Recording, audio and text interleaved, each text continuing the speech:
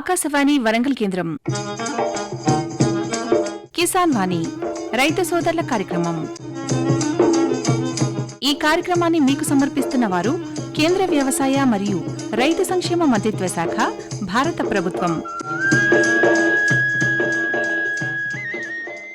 ఈనాటి కిసాన్ వాణి రైతు సోదరుల కార్యక్రమంలో పత్తి పంట మేలైన విత్తనాల ఎంపికలో రైతులు తీసుకోవలసిన జాగ్రత్తలు ఈ అంశం గురించి వరంగల్ ప్రాంతీయ వ్యవసాయ పరిశోధన స్థానం శాస్త్రవేత్త డాక్టర్ వై ప్రశాంత్ గారితో పరిచయ కార్యక్రమం ప్రసారమవుతుంది. అనంతరం మామిడి తోట సాగులో అనుభవాలు ఈ అంశం గురించి హన్మకొండ మండలం తరాలపల్లి గ్రామ రైతు శ్రీనివాస్ గారితో పరిచయ కార్యక్రమం ప్రసారమవుతుంది. శ్రోతలు ఇప్పుడు కొన్ని ప్రకటనలు వింటారు. సర్వోత్తమ రైతు పురస్కారం లభించింది హరికి.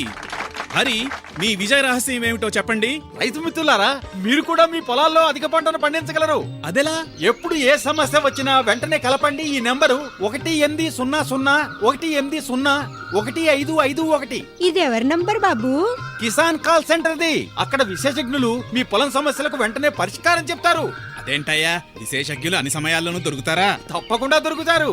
ఏడాదిలో 365 రోజులును, అది కూడా ఉదయం 6 గంటల నుంచి రాత్రి 10 గంటల దాకా. మరైతే ఎక్కువసేపు మాట్లాడితే డబ్బు చాలా అవుతుందిగా. ఖర్చు లేనే లేదు. మొబైల్ పై గానీ ఇతర ఫోన్ తో కానీ కిసాన్ కాల్ సెంటర్ కి ఉచితంగా కాల్ చేయవచ్చు. సలహాకి కూడా ఖర్చుండదు. నిజంగా? 16 అనాల నిజం. రైతు సోదరులారా, పంట సమస్యల గురించి మీ భాషలో వెంటనే సమాధానం కోసం పూర్తి భారతదేశంలో ఏ ఫోన్ నుంచైనా జాతీయ హెల్ప్ లైన్ నంబర్ 1800-180-1551తో ఉచితంగా సంప్రదించండి. రైతు మిత్రుడు కిసాన్ కాల్ సెంటర్. ఇప్పుడు వినండి, పత్తి పంట మేలైన విత్తనాల ఎంపికలో రైతులు తీసుకోవలసిన జాగ్రత్తలు ఈ అంశం గురించి వరంగల్ ప్రాంతీయ వ్యవసాయ పరిశోధన స్థానం శాస్త్రవేత్త డాక్టర్ వై ప్రశాంత్ గారితో పరిచయ కార్యక్రమం. పరిచయకర్త అర్షం సదానందం గారు. ఈరోజు మన ఆకాశవాణి వరంగల్ స్టూడియోకి RARS Warangal senior scientist doctor Y Prashant గారు వచ్చారు. వారి అయిన విలువైన సలహాలు, సూచనలు అందిస్తారు. పత్తి పంటలో విత్తనాల ఎంపిక, విత్తనంపై ఈ అంశాల మీద మనకు క్షుణ్ణంగా వారు సమాధానాలు ఇస్తారు. నమస్కారం అండి ప్రశాంత్ గారు. నమస్కారం అండి. ప్రశాంత్ గారు, ముందుగా తెలంగాణ రాష్ట్రంలో పత్తి పంట ఎంత విస్తీర్ణంలో సాగు చేస్తున్నారు, దాని వివరాలు చెప్పండి. మరి మన తెలంగాణ రాష్ట్రంలో ప్రధాన పంటలు కనుక చూసుకున్నట్లయితే ముఖ్యంగా వరి ఎక్కువ విస్తీర్ణంలో సాగు చేయబడతా ఉన్నది. వరి తర్వాత మనకి పత్తి పంట అనేది పెద్ద మొత్తంలో సాగు చేయబడతా ఉన్నది. ముఖ్యంగా కనుక చూసుకున్నట్లయితే దాదాపు 35 నుంచి 40 లక్షల ఎకరాల వరకు పత్తి పంట మన తెలంగాణ రాష్ట్రంలో సాగు చేయబడతా ఉన్నది. ఇది మన దేశంలో కనుక చూసుకున్నట్లయితే 3వ వంతు మన తెలంగాణ రాష్ట్రంలో సాగు చేయబడతా ఉంది. మొత్తం మన భారతదేశం విస్తీర్ణంలోనే 3వ వంతు మన తెలంగాణ రాష్ట్రంలో సాగు చేయబడతా ఉన్నది. ముఖ్యంగా ఈ పత్తి పంట కనుక చూసుకున్నట్లయితే మన తెలంగాణ రాష్ట్రంలో వరంగల్, అదేవిధంగా కంబైన్డ్ పాత నల్గొండ, మహబూబ్ నగర్, అదేవిధంగా ఖమ్మం, ఈ కొత్తగూడెం ఇట్లాంటి ఏరియాలలో ఎక్కువగా సాగు చేస్తూ ఉన్నారు. ముఖ్యంగా ఈ ఆదిలాబాద్ జిల్లాలో కానివ్వండి, ఎక్కువగా రెయిన్ఫెడ్ అంటే వర్షాధారంగా ఎక్కువ మొత్తంలో మనం సాగు చేస్తూ ఉన్నాం. మనకి నీటి వసతి కొంచెం తక్కువ ఉన్న ప్రదేశాల్లో పత్తి పంటను రైతులు ఎక్కువ మొత్తంలో సాగు చేస్తూ ఉన్నారు. మొత్తం ప్రపంచంలోనే మన భారతదేశం ఎక్కువగా పత్తి పండించే దేశంగా చెప్పుకోవచ్చు. ఎక్కువ మొత్తంలో మన దేశంలోనే పత్తి పంట సాగు చేయబడుతూ ఉంటుంది. ప్రపంచంలోనే మొదటి పెద్ద దేశంగా చెప్పుకోవచ్చు పత్తి పండించే దేశాలలో. ఇంకా డాక్టర్ గారు, పత్తి రకాల ఎంపిక రైతులకు ఎందుకు అంత ప్రాముఖ్యమో ముఖ్యంగా చెప్పండి మరి దాని గురించి. మనం ఏంటంటే ఏ రకమైన పంటలో అయినా, అది వరి కానివ్వండి, లేకపోతే మొక్కజొన్న కానివ్వండి, ఈవెన్ అదేవిధంగా పత్తిలో కనుక చూసుకున్నట్లయితే ఏ పంటలో అయినా విత్తనం కొద్దీ మనకి పంట దిగుబడి అనేది ఆధారపడి ఉంటుంది. కాబట్టి విత్తనం ఎంపిక అనేది ప్రతి రైతుకి, ప్రతి పంటకి చాలా ముఖ్యమైనదిగా చెప్పుకోవచ్చు. ఆ విత్తనం ఎంపికలోనే మనం మన నేలకు, అదేవిధంగా మన అవసరాలకు తగ్గట్టుగా మనం ఎంచుకుంటేనే మనం అనుకున్న దిగుబడి వచ్చే అవకాశం ఉంటుంది. పత్తి రకం ఎంచుకునే ముందు రైతులు ఏ విషయాలను గుర్తుంచుకోవాలో చెప్పండి మరి. ముఖ్యంగా కనుక చూసుకున్నట్లయితే పత్తి రైతు ఒకవేళ మనం ఈ వచ్చే సంవత్సరం ప్రత్తి పెడదాము అనుకుంటే ప్రత్తి పెట్టే ముందు అసలు మన నేల రకం ఏంటి, మన నేల రకం అదేవిధంగా మనం వర్షాధారంగా సాగు చేస్తున్నామా లేకపోతే నీటి వసతి కింద సాగు చేస్తున్నామా. ఒకవేళ మనం వర్షాధారంగా సాగు చేస్తున్నాం, అదేవిధంగా మన నేల కొంచెం భూసారం తక్కువగా ఉన్న నేల అనుకోండి, మనం ఏంటంటే ముఖ్యంగా రకాలు దృష్ట్యా వచ్చినప్పుడు పెద్ద పెద్ద బోలు ఉండే రకం కాకుండా కొంచెం మధ్యస్థంగా బోలు ఉండే రకాలు, అంటే మధ్యస్థ కాయ సైజు కలిగి ఉన్న రకాలు, అదేవిధంగా ఎక్కువ ఎత్తు పెరగకుండా ఉండే రకాలు, కొంచెం తక్కువ ఎత్తు పెరిగే రకాలు, ఇట్లాంటి రకాలను మనం అదేవిధంగా కొంచెం తక్కువ కాల పరిమితి ఉన్న రకాలను మనం ఎంచుకున్నట్లయితే మనకి మంచి దిగుబడి వచ్చే అవకాశం ఉంటుంది. ఎందుకంటే మనం పెట్టుకునేది వర్షాధారంగా కాబట్టి. అదేవిధంగా ఎక్కడైతే కొంచెం నల్లరేగ నేలలు, అదేవిధంగా నీటి వస్తు కింద పత్తి పంట పండించే అలాంటి రైతులు ఎవరైతే ఉన్నారో వాళ్ళు కొంచెం కాయ సైజు ఎక్కువగా ఉన్న రకాలని, అదేవిధంగా మనకి ఎక్కువ కొమ్మలు కానివ్వండి, కాయలు కానివ్వండి, ఎత్తు కానీ పెరిగే రకాలను మనం సాగు చేసుకున్నట్లయితే మనకు మంచి లాభం వచ్చే అవకాశం ఉంటుంది. మన మార్కెట్లో లభ్యమయ్యే రకాలన్నీ హైబ్రిడ్ సంకర రకాలు. ఇవేంటంటే BG2 అని చెప్పుకునే రకాలుగా మనం చెప్తా ఉన్నాం. వర్షాధార మరియు సాగునీటి పరిస్థితులకు రైతులు ఎలాంటి రకాలను ఎంచుకోవాలో చెప్పండి. మరి ఇప్పుడు ఇంతకుముందు మనం చెప్పినట్టుగా ముఖ్యంగా ఏంటంటే ఈ రకాల ఎంపికలో వర్షాధారం, అదేవిధంగా సాగునీటి రకాలు. వర్షాధారంగా అయితేనేమో కొంచెం కాయ సైజు తక్కువ ఉన్నవి, అదేవిధంగా నేల సారం ఎక్కువ ఉన్న అయితేనేమో కాయ సైజు ఎక్కువ ఉన్నవి ఎంచుకోవాలి. అదేవిధంగా ఇట్లాంటి రకాలు మనం పెట్టే అప్పుడు ఉదాహరణకి మనం సారం తక్కువగా ఉన్న నేలల్లో పెట్టుదాము అనుకున్నప్పుడు రైతు ఏంటంటే కొంచెం సాళ్ళ మధ్య దూరం 3 feet వచ్చే విధంగా మాత్రమే విత్తుకోవాలి. అంతకన్నా ఎక్కువ వచ్చే విధంగా విత్తుకుంటే మనకు లాభం అంటే వచ్చే దిగుబడి తగ్గిపోయే అవకాశం ఉంటుంది. అదేవిధంగా మొక్కకు మధ్య దూరం కూడా 1 feetకు మించి మనం పెట్టకుండా ఉండాలి. అదేవిధంగా నల్లరేగడి భూములలో అయితే ముఖ్యంగా ఏంటంటే ఈ వరుసకి వరుస మధ్య దూరం 3 feet పైన మాత్రమే ఉండే విధంగా చూసుకోవాలి. అదేవిధంగా మొక్కకి మధ్య దూరం 1 feetకు ఎక్కువగా వచ్చే విధంగా మనం విత్తుకుంటే మనకేంటంటే ఈ మొక్కల యొక్క శాఖీయ పెరుగుదల ఈ 2 రకాల నేలల్లో సరిగా ఉండే అవకాశం ఉంటుంది. పూత కాత రాలిపోయే అవకాశం కూడా చాలా తక్కువగా ఉండే అవకాశం ఉంటుంది. ఇంకోటి ఏంటంటే మనం అనుకునే దిగుబడికి సరిపోను కాయలు మొగ్గలు వచ్చే అవకాశం ఉంటుంది. ఇంకా ప్రశాంత్ గారు, పత్తి రకం ఎంపికలో రైతులు చూసుకోవాల్సిన ముఖ్య లక్షణాలు ఏంటి?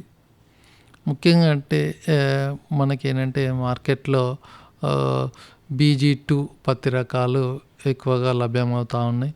ఈ BG2 పత్తి రకాల్లో కూడా మనకేంటంటే మనం అధిక సాంద్రత పద్ధతిలో సాగు చేస్తున్నాం అని ఒకవేళ రైతులు అనుకున్నట్లయితే, అంటే మనం పెట్టే విస్తీర్ణంలో దగ్గర 10,000 పైన మొక్కలు కనుక మనం పెడదాము, లేకపోతే రైతు భాషలో సాలు పద్ధతిలో గల కనుక విత్తుకోవాలి అనుకున్నప్పుడు ఏంటంటే మనకి మొక్క యొక్క శాఖీయ పెరుగుదల తక్కువగా ఉండవలసిన అవకాశం ఉండాలి ఖచ్చితంగా.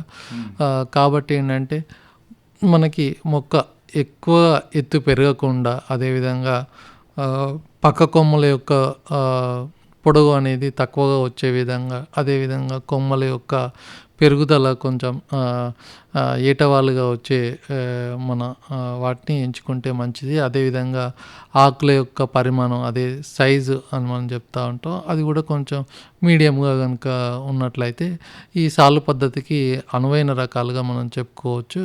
ఇవి ఇలా ఎందుకు ఉండాలి అనుకుంటే మనకు ముఖ్యంగా ఎండ ఇది ఈ విధంగా ఉంటే మాత్రమే అన్ని మొక్కలపై పడే అవకాశం ఉంటుంది. కాబట్టి మొక్క కొంచెం కొమ్మలు నిటారుగా ఉండాలి, ఆకుల సైజు తక్కువగా ఉండాలి, మధ్యస్థ కాయ సైజు పరిమాణం కలిగి ఉండాలి.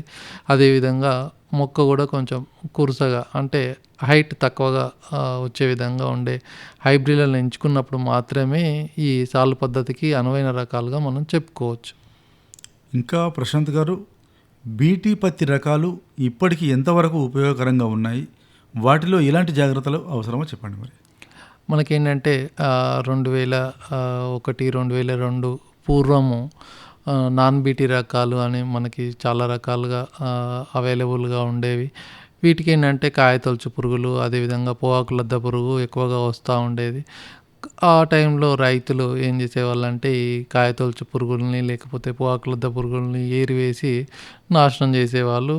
లేకపోతే ఏదైనా ఒక చిన్న కట్టెపుల్ల లేకపోతే వేరే ఏదైనా దాంతో కాయ లోపటినే చంపేసే విధంగా చేసేవాళ్ళు. 2002 తర్వాతకి ఏంటంటే మనకి ఇప్పుడు సాగు చేసేదంతా బీటీ రకాలు. మొదటగా బీటీ 1 రకం హైబ్రిడ్లు మనకి మార్కెట్లోకి లభ్యమైనాయి. తర్వాత 2008 ఆ ప్రాంతం నుంచి మనకి BG2 రకాలు కూడా ఇప్పుడు మన రైతులందరూ వేసేది BG2 రకాలుగా చెప్పుకోవచ్చు. అయితే ఏంటంటే రైతులు ఈ మనం వేసేది మొత్తం BG2 రకాలు, వీటికి ఏ రకమైన పురుగులు రావద్దు అన్నది ఉండిపోయింది. ఎందుకంటే అంతకుముందు నాన్ బీటీ రకాలు సాగు చేసేవాళ్ళు కాబట్టి. ఇప్పుడు ఏంటంటే పోఆకు లద్ద పురుగే కానివ్వండి, లేకపోతే హెలికోవర్ప శనగపచ్చ పురుగే కానివ్వండి, ఈ పురుగులు కొంచెం చాలా వరకు మనకి పత్తిని ఆశించట్లేదు. కాకపోతే ఏంటంటే గులాబీ రంగు పురుగు యొక్క ఉధృతి అనేది గత 4 నుంచి 5 సంవత్సరాల్లో బాగా పెరిగిపోయింది. దీనికి ఏంటంటే నిరోధక శక్తి అనేది పెంపొందించుకోవడం అనేది జరిగిపోయింది గులాబీ రంగు పురుగు. కాబట్టి ఇప్పుడు ఏ రకం వేసినా, BG1 వేసినా, BG2 వేసినా రైతులు ఖచ్చితంగా తమ పొలాల్లో గులాబీ రంగు పురుగు వస్తుంది అనుకొని మనం పత్తి పంట అనేది చేసుకోవాల్సిన అవసరం ఉంది. కాబట్టి ఈ గులాబీ రంగు పురుగును కంట్రోల్ చేసుకునే పద్ధతులు ఏవైతే చెప్తా ఉన్నామో, ఉదాహరణకి లింగాకర్షక బుట్టలు పెట్టుకోవడము, అదేవిధంగా పంట అవశేషాలు భూమిలో కలిగి ఉండడము, డిసెంబర్ తర్వాత పంటను పొడిగించకపోవడము, ఇట్లాంటివి మనం చేసుకున్నట్లయితే గులాబీ రంగు పురుగు ఉధృతిని మనం తగ్గించుకునే అవకాశం అనేది ఉంటుంది. కాబట్టి రైతులు, పత్తి పెట్టుకునే రైతులు ఎవరైతే ఉన్నారో, పత్తిని సాగు చేసే రైతులు ఎవరైతే ఉన్నారో వాళ్ళు గులాబీ రంగు పురుగును ఉద్దేశించి మాత్రమే మనం పత్తి వేసుకోవాల్సిందిగా మనం చెప్తా ఉన్నాం.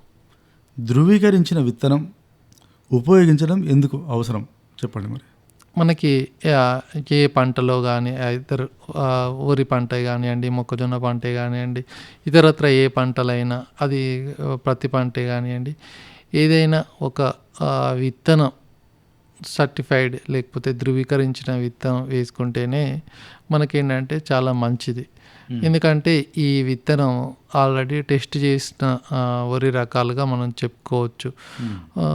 అది రిలీజ్ అంటే ఒక ప్రాంతానికో లేకపోతే ఒక స్టేట్కో, ఒక రాష్ట్రానికో, లేకపోతే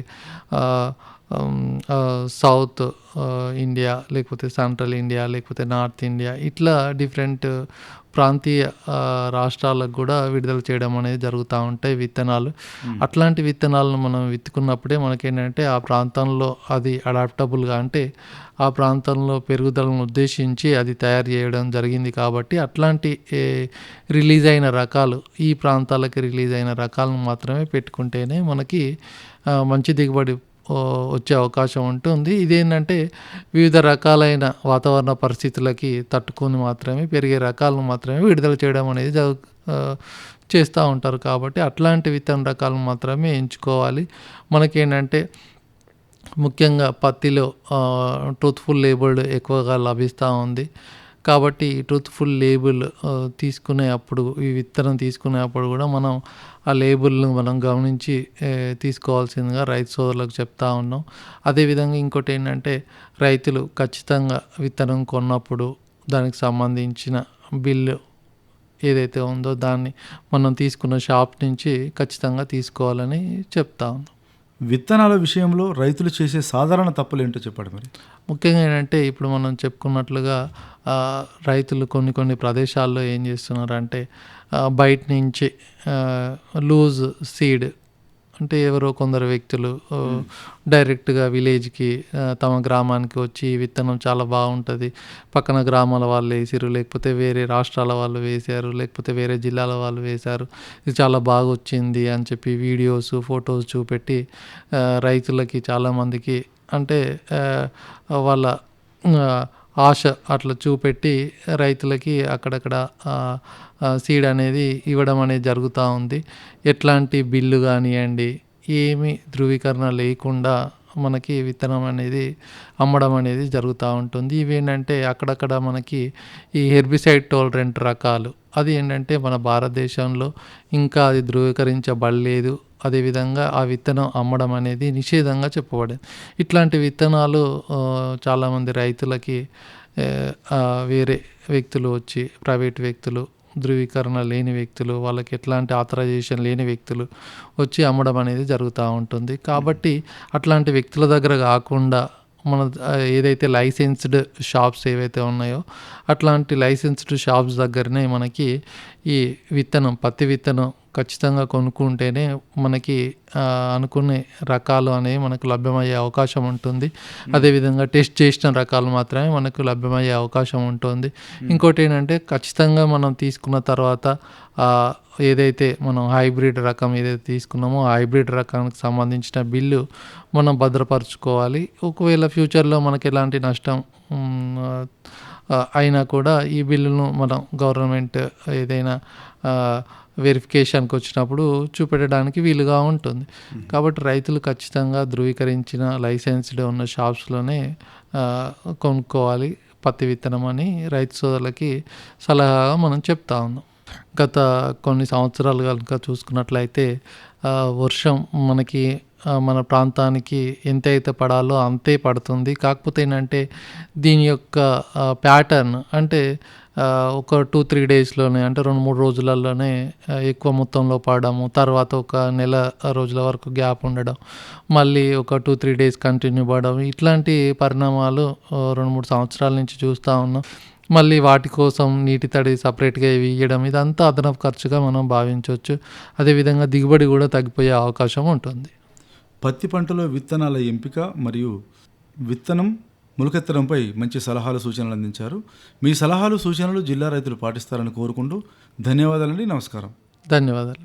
శ్రోతలు ఇంతవరకు పత్తి పంట మేలైన విత్తనాల ఎంపికలో రైతులు తీసుకోవలసిన జాగ్రత్తలు ఈ అంశం గురించి వరంగల్ ప్రాంతీయ వ్యవసాయ పరిశోధన స్థానం శాస్త్రవేత్త డాక్టర్ వై ప్రశాంత్ గారితో పరిచయ కార్యక్రమం వింటారు. పరిచయకర్త అర్షం సదానందం గారు. శ్రోతలు ఇప్పుడు కొన్ని ప్రకటనలు వింటారు. ప్రధానమంత్రి కిసాన్ సమ్మాన్ నిధి ఈ పథకం కింద 2 హెక్టార్ల వరకు పొలం కలిగిన రైతుల కుటుంబాలకు ఏడాదికి 6,000 రూపాయలు చెల్లించడం జరుగుతుంది. అది అర్హత గల రైతులకు 2,000 రూపాయల చొప్పున 3 వాయిదాల్లో నేరుగా వారి ఖాతాల్లో జమ చేయబడుతుంది. ఈ సన్న చిన్నకారు రైతుల కుటుంబాలను రాష్ట్ర ప్రభుత్వాలు ఎంపిక చేస్తున్నాయి. ఈ పథకం యొక్క పూర్తి ఖర్చును భారత ప్రభుత్వం భరిస్తోంది. ప్రధానమంత్రి కిసాన్ సమ్మాన్ నిధి రైతుల వ్యవసాయానికి సరికొత్త గౌరవం. వ్యవసాయ మరియు రైతు సంక్షేమ మంత్రిత్వ శాఖ, భారత ప్రభుత్వం ద్వారా జనహితార్థం జారీ. ఇప్పుడు వినండి మామిడి తోట సాగులో అనుభవాలు. హన్మకొండ మండలం తరాలపల్లి గ్రామ రైతు శ్రీనివాస్ గారితో పరిచయ కార్యక్రమం. పరిచయకర్త అర్షం సదానందం గారు. నమస్కారం అండి శ్రీనివాస్ గారు. నమస్కారం. శ్రీనివాస్ గారు, ఈ యొక్క మామిడి తోటను పెట్టాలంటే ముందుగా ఎలాంటి నేలను ఎంచుకోవాలి, మామిడి తోటను పెట్టాలంటే ఎలాంటి జాగ్రత్తలు తీసుకొని ముందుగా స్టార్ట్ చేయాలనే దాని గురించి చెప్పండి. మరి ఇప్పుడు మనం ఏ భూమి అంటే ఎర్ర చెక్క భూమి అయినా పర్లేదు, తెల్ల దుబ్బ అసుంటిది అయినా పర్లేదు, ఇంకా మిగతా మామిడి చెట్టుకు ఎలాంటి భూమి అయినా తట్టుకోగలుగుతుంది. అది ఎందుకంటే దాని ఏరు బాగా లోపలికి పోయే దానికి అంత శక్తి ఉంటుంది. ఏ భూమిలైనా చేసుకోవచ్చు. కాకపోతే మనం పిచికారి మందులు లాంటివి అవి ఏదైనా ఎరువు లాంటివి వేసుకుంటే ఎటువంటి భూమిలైనా సాగు చేసుకోవచ్చు. ఇంకా శ్రీనివాస్ గారు, ప్రధానంగా ఈ యొక్క మామిడి తోటను పెట్టుకోవాలంటే మనము మొక్కలను తెచ్చుకోవాలా, లేదంటే అంటు మొక్కలు తెచ్చుకోవాలా, లేదంటే పిక్కలతో పెట్టుకోవాలా, ఎట్లా చేయాలి దాన్ని? లేదు, మనకు సీడు హైబ్రిడ్ మొక్కలను దొరుకుతాయి.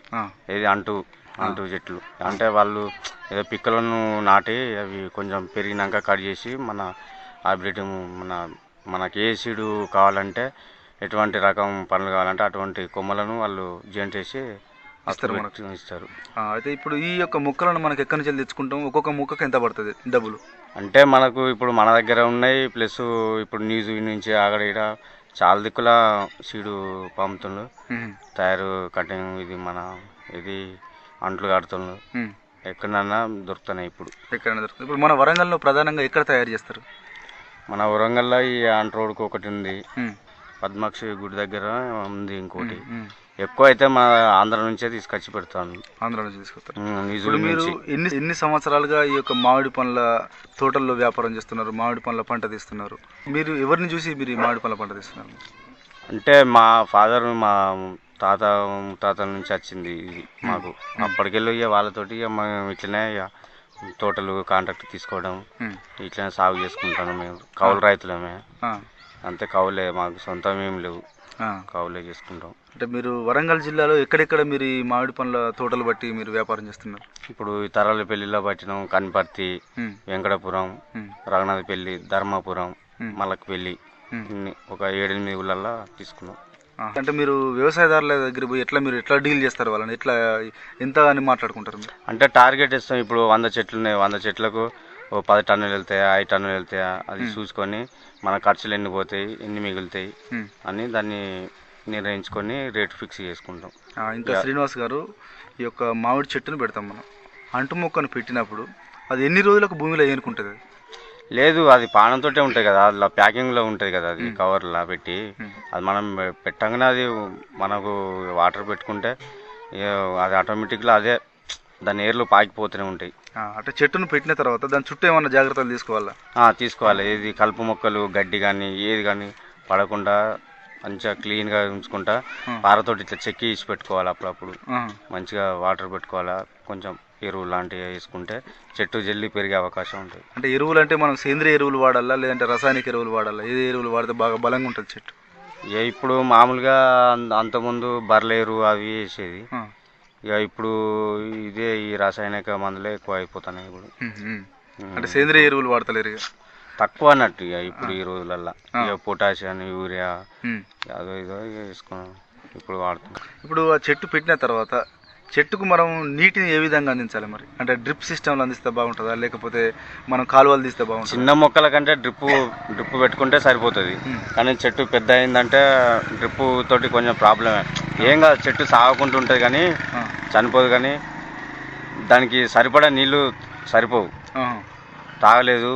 తమ కాపు సమయంలో కూడా కాయ కూడా ఎదగదు, జర తక్కువ సైజు ఉంటుంది. అదే మన కాలువలు తీసి కుండీలు మంచిగా పెద్దగా తీసుకొని కట్టుకుంటే కాయ కూడా మంచి సైజు వచ్చే అవకాశం ఉంటుంది. నీరును ఎట్లా, ఒక రోజుకి ఎంత నీరు అందించాలి ఒక చెట్టుకు? ఒక డైలీ అనేది కాదు, ఒక దాదాపు ఒక 10 పోక ముందుకు మళ్ళీ 10 కట్టుకుంటే సరిపోతుంది. అంటే 10 పోకుండా అంటే ఒక 2-3 రోజులు అంటారా, 5 రోజులు అంటారా? వారం రోజుల టైం, వారం రోజులకు ఒకసారి. వారం రోజులు. ఇప్పుడు ఈ చెట్ల మధ్యలో ఎంత డిస్టెన్స్ ఉంచాలి? ఒక చెట్టుకి ఎంత దూరం ఉండాలి మరి? అంతకుముందు గుంటకు ఒక చెట్టుకు పెట్టేది ఎకరానికి 40 చెట్లు పెట్టేది, ఇప్పుడు 80 పెడుతుండ్రు. కొందరు 100 చెట్ల కాంచి పెడతారు. ఇప్పుడు ఒక చెట్టు పెట్టినప్పటి నుంచి వెళ్ళి మనకు కాయ ఎన్ని రోజులకు వస్తుంది క్రాప్? అంటే అప్పుడు 5 ఏళ్ళకు తీసేది కాపు, కానీ ఇప్పుడు 4 ఏళ్ళకు 3 years కాంచే స్టార్ట్ అవుతుంది ఇప్పుడు. అంటే మన తోట మనం పెంపకాన్ని బట్టి ఉంటుంది. ఇప్పుడు మనం దానికి కొంచెం మంచిగా మందులు అవి వేసుకొని జర మంచి డెవలప్మెంట్ మనం చేసుకుంటే చెట్టు జల్లి పెరిగి 3-4 ఏళ్ళ నుంచే కాపు తీసుకోవచ్చు. ఇప్పుడు చెట్టు తొందరగా ఎదిగి మనకు క్రాప్ రావాలంటే ఏం జాగ్రత్తలు తీసుకుంటే తొందరగా క్రాప్ వస్తుంది మనకు?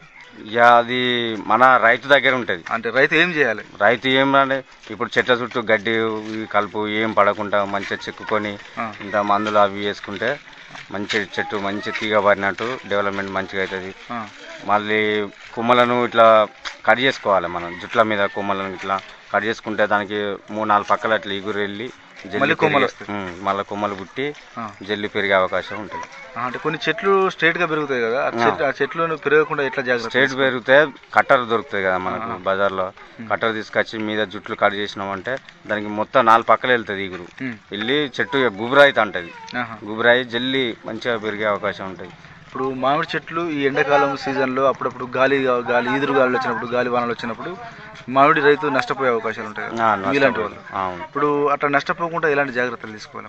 అది మనకు దానికి ఎవరితోటి కాదు, అది గాలి వచ్చి రాళ్ళవన్నా ఇవి అవి పడితే మాత్రం ఇది దానికి మనం కాపాడలేము కదా.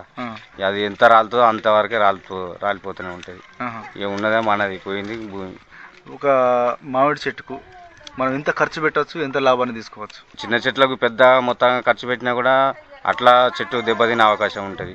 దానికి ఒక చెట్టుకి దాని కెపాసిటీ ఏంది, దాని ఏజ్ ఎంత, దానికి ఎంత పెట్టాలి, దానికి పెట్టుబడి అనేది రైతుకు గమనించాలి. అది మామిడి పండ్లలో ఎన్ని రకాల మామిడి పండ్లు ఉంటాయి? మామిడి పండ్లలో అది వేలాలనే ఉన్నాయి. అంటే మీకు తెలిసిన రకాలు చెప్పండి. మాకంటే 20-30 రకాలు తెలుసు. బంగినపల్లి, తోతాపూరి, ఈమాయతి, దసరి, ఇంకా చెరుకు రసాలు, జాంగీరు. ఇప్పుడు మామిడి పండ్లను మీరు పంట తీస్తారు కదా, ఇప్పుడు ఒక ఎకరం మామిడి తోటను పెట్టినప్పుడు ఆ ఎకరానికి రైతుకు ఎంత డబ్బులు ఇస్తారు, మీరు ఎంత లాభాన్ని ఆర్జిస్తారు? ఇక రైతు అంటే ఇప్పుడు రైతుకు మనం ఇప్పుడు 50,000 మాట్లాడుకున్నామంటే 50,000 కట్టవలసిందే. కాకపోతే గాలి అది ఇది వచ్చిందంటే ఏమైనా రాలితే ఆయన మనసు ఎంత ఉంటుందో అంత కొంచెం కొద్ది గొప్ప తక్కువ చేసేటోళ్ళు ఉంటారు, తక్కువ చేసి తీసుకుంటారు. కొంతమంది తీసుకోరు, బరాబర్ డబ్బులు కట్టాలంటారు. ఇక కట్టాలి అట్లాంటప్పుడు, లేకుంటే ఇక వదిలేసుకోవాలి. ఇప్పుడు ఎన్ని సంవత్సరాలుగా మీరు మామిడి బిజినెస్ చేస్తున్నారు? మీరు 10-12 సంవత్సరాలు అవుతుంది. అంటే ఎప్పుడైనా నష్టపోయిన సందర్భాలు ఏమైనా ఉన్నాయా?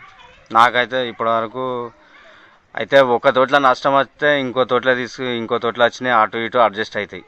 అట్లా అడ్జస్ట్ చేసుకుంటా అన్నట్టు. ఇక నష్టం అంటే ఇక నష్టం ఏముండదు.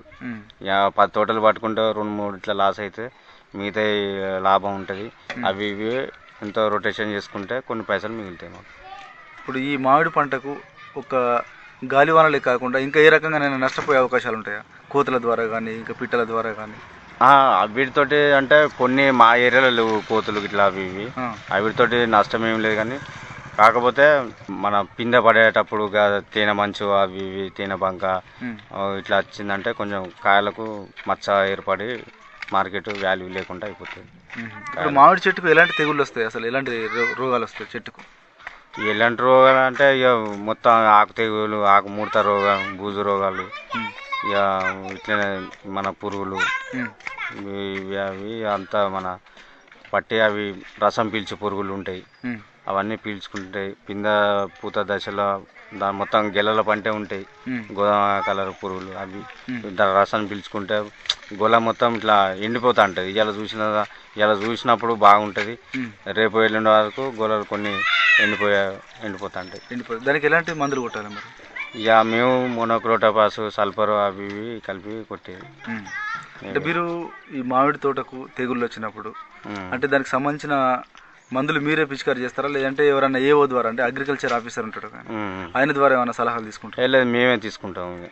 మేమే తీసుకొని ఇప్పుడు అక్కడ మన ఫర్టిలైజర్స్ వాళ్ళకి చెప్తాం కదా, ఇట్లా ఉన్నది పొజిషన్, ఇట్లా అంటే అది ఉన్నది, మరి దానికి ఇట్లా మందు కావాలంటే మేమే తీసుకొచ్చుకొని బయటకు కొట్టుకుంటారు. మీరే పిచికారి చేస్తారు.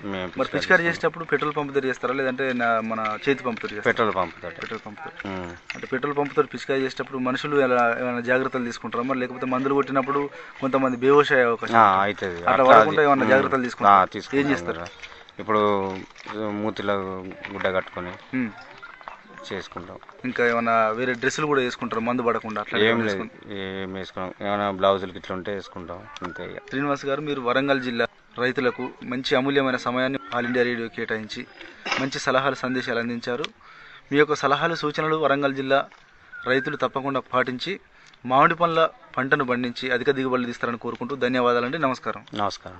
శ్రోతలు ఇంతవరకు మామిడి తోట సాగులో అనుభవాలు ఈ అంశం గురించి హన్మకొండ మండలం తరాలపల్లి గ్రామ రైతు శ్రీనివాస్ గారితో పరిచయ కార్యక్రమం విన్నారు. పరిచయకర్త అర్షం సదానందం గారు. శ్రోతలు ఇప్పుడు కొన్ని ప్రకటనలు వింటారు. किसान भाइयों गांठ बांध लो बहुत बहुत है काम की, समृद्धि के पैगाम की। मिट्टी के मिजाज को समझो, मिट्टी के हर राज को समझो, मिट्टी की तुम जांच कराओ, मुफ्त सॉइल हेल्थ कार्ड ले जाओ। कभी मुनासिब बीज लगाओ, सही किस्म की खाद ले आओ, जितनी जरूरी उतनी डालो, सही मात्रा खुद पहचानो, इसको अपना मंत्र बना लो, मिट्टी की सेहत तो जानो। बात बहुत है काम की, कम लागत अधिक वरदान की। किसान भाइयों गांठ बांध लो, आज ही मिट्टी की जांच कराएं। राज्य सरकार के कृषि अधिकारी से संपर्क करें और मुफ्त में सॉइल हेल्थ कार्ड पाएं। कृषि और किसान कल्याण मंत्रालय द्वारा किसान हित में जारी। ఈ కార్యక్రమాన్ని మీకు సమర్పించిన వారు కేంద్ర వ్యవసాయ మరియు రైతు సంక్షేమ మంత్రిత్వ శాఖ, భారత ప్రభుత్వం. ఇంతటితో ఈనాటి కిసాన్ వాణి రైతు సోదరుల కార్యక్రమం సమాప్తం.